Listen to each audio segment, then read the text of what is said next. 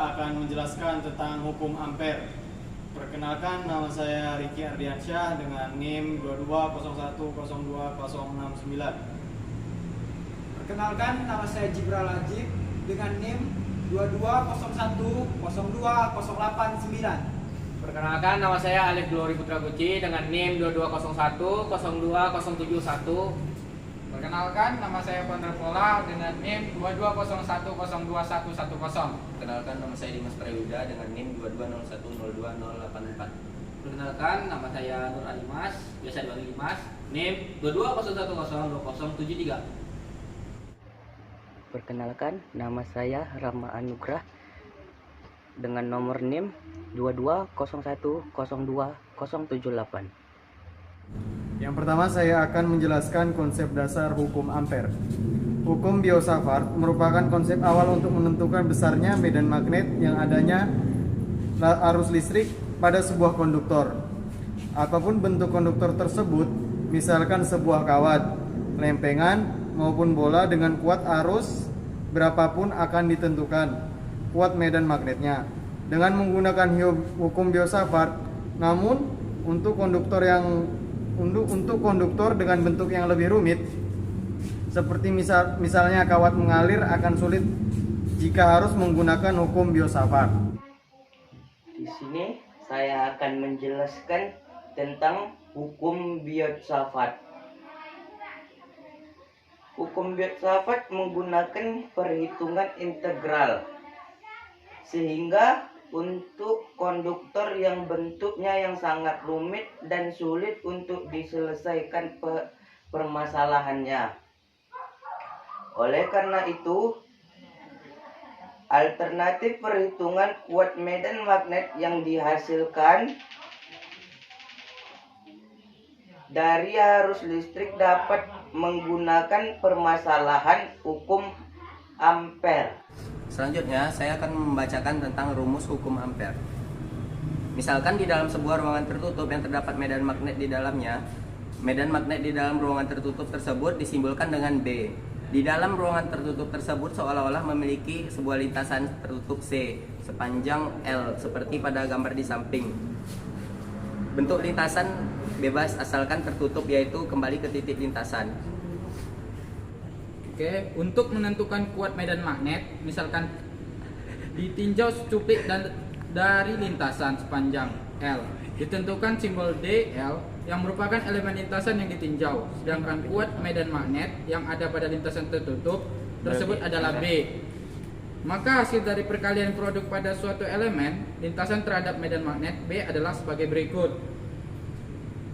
Dengan B adalah kuat medan magnet pada lintasan tertutup C, DL adalah elemen lintasan yang ditinjau, dan samaan yang di samping merupakan rumus hukum ampere. Di dalam persamaan hukum ampere digunakan simbol integral tertutup yang menyatakan bahwa perhitungan harus dilakukan pada lintasan tertutup.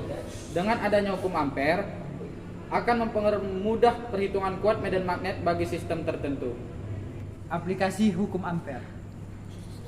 Hukum ampere dapat diterapkan untuk menghitung kuat medan magnet pada beberapa sistem. Hal ini tergantung pada bentuk konduktor yang mempengaruhi arus listrik pada sistem tersebut. Hukum ampere pada kawat lurus panjang. Dalam menghitung kuat medan magnet menggunakan hukum ampere diperlukan beberapa langkah. Pertama adalah membuat lintasan tertutup C sedemikian rupa yang melingkupi sistem. Dalam hal ini, sistem berupa kawat lurus panjang sehingga lintasannya berupa lingkaran yang melingkupi kawat lurus panjang tersebut. Baik, saya akan melanjutkan tentang hukum ampere pada kawat lurus panjang. Membuat lintasan tertutup ini dimaksudkan agar besarnya kuat medan magnet B pada sembarangan titik di sepanjang lintasan L akan bernilai sama atau konstan. Selain itu, lintasan tertutup akan membuat vektor elemen lintasan DL dan vektor medan magnet B selalu membuat sudut yang sama pada setiap elemen lintasan. Langkah kedua akan mencari besarnya arus listrik total atau EI yang mengalir pada lintasan tertutup. Oke, baiklah, sebenarnya saya di sini akan melanjutkan materi yang telah dibacakan teman saya tadi. Oke, misalkan sebuah konduktor berupa kawat lurus panjang, seperti teman saya sampaikan tadi, yang dimana dan dialiri listrik sebesar I sepanjang arus sumbu dari plus ke minus, seperti pada gambar di samping. Oke, pada aturan kaidah tangan kanan dan juga pada medan magnet B plus ke kanan akan selalu menyinggung lintasan tertutup. Mengapa begitu? Karena elemen lintasan DL ke kanan nih, ya kanan, arahnya juga akan menyinggung lintasan tertutup C, yang dimana akan medan magnet dan elemen lintasan yang selalu derajat tersebut membentuk sebuah sudut, yang dimana sudut antara B ke DL, ya seperti ini pun boleh juga, akan selalu bernilai 0, sehingga perhitungan produk antara medan magnet B ke kanan dan DL ke kanan akan menjadi seperti berikut. B dikali DL sama dengan B dikali DL cos delta O. B dikali DL sama dengan B dikali DL cos theta. B dikali DL sama dengan B dikali DL ke arah kanan. Selanjutnya, penyelesaiannya pun bisa menggunakan penyelesaian tersebut kepada hukum Ampere pada kawat lurus seperti ini. Sheet, ya, seperti itu.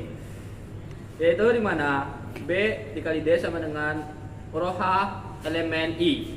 B dikali DL, bukan DL, sorry Rarat, dikali DI sama dengan rho H dikali E dikali I juga sama seperti tadi.